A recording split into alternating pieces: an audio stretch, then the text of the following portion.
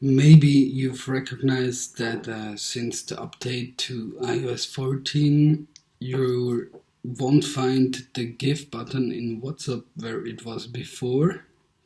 So before you could go to the photo library, and then on this corner there was a GIF button, which isn't here anymore.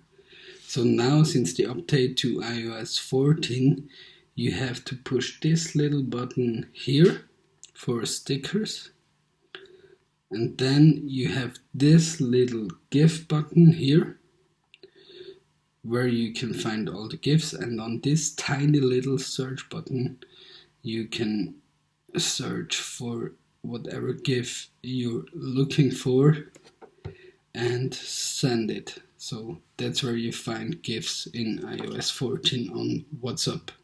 Bye bye.